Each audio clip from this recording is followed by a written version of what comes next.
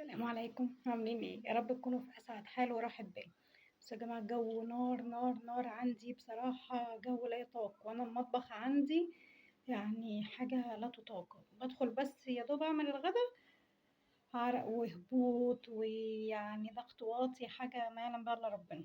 فتعالوا بقى معايا النهاردة نشوف هنعمل ايه، حاجة كده خفيفة في السريع كده، نأكلهم وخلاص عشان آخد ثوابهم.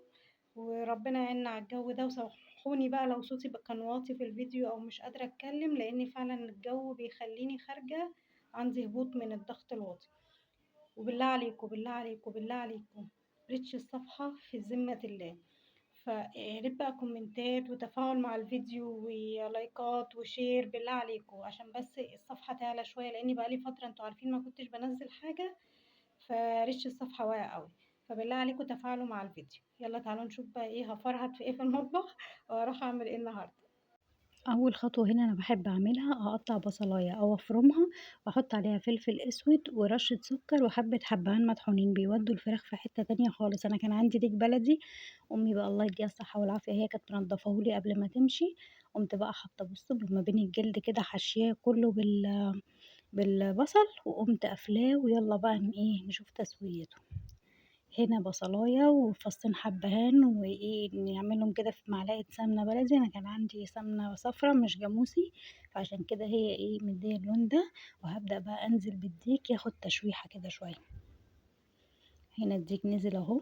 طبعًا عايزة أقول لكم إن الأنواع دي من الفراخ أنتم بتشوفوها كده ضخمة، بعد كده بتنزّل مَيّتها وتبدأ تتمص. هو ده نوع الفراخ البلدي معروفة بكده، إن هي لمّا بتنزّل مَيّتها بتبقى بس عبارة عن عن لحمها حلو جدًا، بس ما بيبقاش فيها لحمة كتير، بتكِش بصراحة.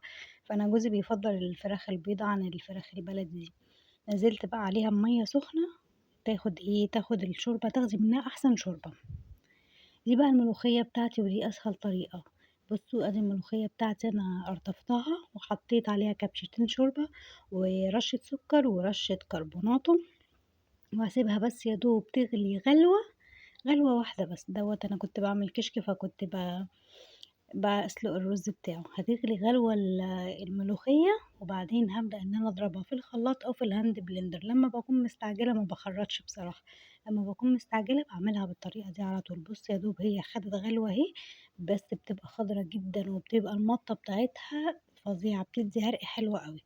هابدأ إن أنا أضربها بقى بالهاند بلندر. بُصّوا شكلها طلع عامل إزاي، خضارها خضار تحفة، وبُصّوا المَطّة بتاعتها تحفة. أنا ضربتها بالهاند بلندر بس ما تنعمهاش أوي، يا دوب ضربتين كده على خفيف، هتدّيكِ القوام ده. عايزة تخفّفيها أكتر براحتك. هنا سلقت بقى الرز بتاعي بتاع الكشك.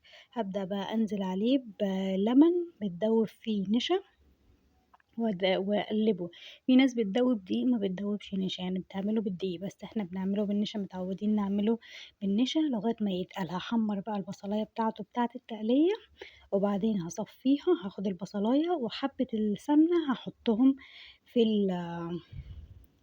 هاحطّهم في اسمه إيه، في الكشك. هنا الكشك بتاعي بدأ أهو، بُصّوا ما شاء الله، الله أكبر، بدأ إن هو يتقل معايا، ما نتقّلهوش أوي، يخلّي القوام بتاعه يبقى يبقى كريمي زي كده. بُصّوا هنا تقل كده وحلو، ما نخلّيهوش مجبّس.